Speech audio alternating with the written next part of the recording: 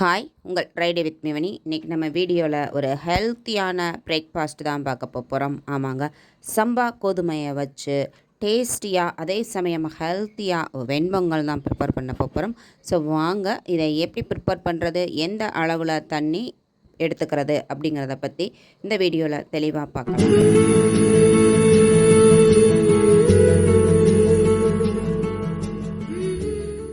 ஒரு குக்கரில் 1 ஸ்பூன் அளவுக்கு நெய் ஆட் பண்ணிக்கிறலாம்.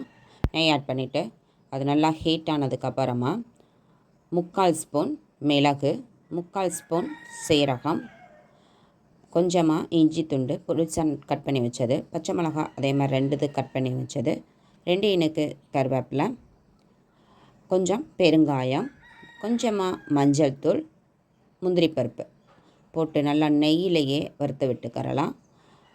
நல்லா அந்த மஞ்சள் தூள் கொஞ்சம் போட்டால் போதும். முந்திரி பருப்பு உங்களுக்கு எந்த அளவுக்கு தேவையோ அந்தளவுக்கு போட்டுக்கறலாம். நல்லா நெய்யிலேயே வறுத்து விட்டுக்கலாம். இது நல்லா எல்லாமே வறுபட்டு அந்த பெப்பர் வெடித்து தெறிக்க ஆரம்பிக்கும். ஸோ கவனமாக வறுத்துக்கிறணும். இப்போது ஒரு 1/4 பவுல் அளவுக்கு சிறுபருப்பு, அதாவது பாசிப்பருப்பு வாஷ் பண்ணி ஈரம் இல்லாமல் ஆட் பண்ணிக்கிட்டேன். 3/4 பவுல் அளவுக்கு சம்பா கோதுமை ரவை எடுத்து எல்லாத்தையுமே இந்த நெய்யிலேயே வறுத்து விட்டுக்கறலாம். இது நல்லா அது வறுபட்டு அதோட மிங்கிள் ஆகும் பொழுது இந்த மிளகு, சீரகம், அப்புறம் இந்த இஞ்சியோட ஃப்ளேவர், நெய், அப்புறம் அந்த பருப்பு, சம்பா கோதுமை ரவை எல்லாம் வறுபட்டு மிங்கிள் ஆகும் பொழுது இப்போவே அந்த பொங்கலோட ஃப்ளேவர் வர ஆரம்பிக்கும். ஸோ இப்போ எல்லாத்தையுமே வறுத்து விட்டாச்சு. இப்போது 1 பவுல் அளவு நம்ம எடுத்தோம், பருப்பும் சம்பா கோதுமை ரவையும் சேர்ந்து. ஸோ அதே பவுலில் 3 பவுல் அளவுக்கு தண்ணி ஆட் பண்ணிக்கிறலாம். இப்போது இந்த பொங்கலுக்கு தேவையான உப்பை ஆட் பண்ணி ஒரு மிக்சிங் கொடுத்து விட்டுட்டு நல்லா மூடியை போட்டு மூடி 3 விசில் விட்டுக்கிறலாம். குக்கரில் கேஸ் ஃபுல்லாகவே ரிலீஸ் ஆகிடுச்சு.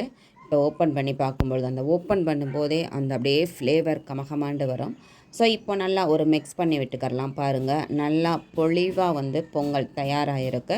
அது அப்படியே நான் சும்மா நார்மலாக ஸ்பூனில் தான் எடுக்கிறேன். நல்லா எவ்வளோ வருதுன்னு பாருங்கள். அந்த அளவுக்கு நல்லா குழைவாக அதே சமயம் பொழிவாக வந்திருக்குது. ஸோ நீங்களும் இந்த எப்போதும் போல் பண்ணாமல் இந்த சம்பா கோதுமை ரவையில் ரொம்ப ஹெல்த்தியானது இல்லைங்களா? ஸோ அதை வச்சு நீங்களும் இந்த மாதிரி நல்லா பிரேக்ஃபாஸ்ட் ரெடி பண்ணி கொடுங்க. அதே மாதிரி இது ஹெல்த்தியான ஒரு பிரேக்ஃபாஸ்ட்டாக அமையும். ஸோ இந்த இது கூட பார்த்திங்கன்னா அந்த முந்திரி பருப்பு நமக்கு சேர்த்து கடிப்படும் பொழுது டேஸ்ட்டு வேறு லெவலில் இருக்கும். ஸோ இன்றைக்கி நான் சம்பா கோதுமை ரவை பொங்கலுக்கு தேங்காய் சட்னியோட ஷேர் பண்ணேன். ஸோ பக்காவாக இருந்தது 2க்கும் காம்பினேஷன். நீங்களும் இதே மாதிரி ட்ரை பண்ணுங்கள். நம்ம சேனலை புதுசாக பார்த்தா மறக்காமல் சப்ஸ்கிரைப் பண்ணுங்கள். இது மாதிரி ஹெல்த்தியான ரெசிபீஸ் வேணுமா? நம்ம சேனலில் நிறைய போட்டிருக்கோம், இனிமேலும் போடுவோம். ஸோ நம்ம சேனலை சப்ஸ்கிரைப் பண்ணி வச்சுக்கோங்க. அப்படியே பெல் ஐக்கானையும் கிளிக் பண்ணுங்கள். தேங்க்யூ.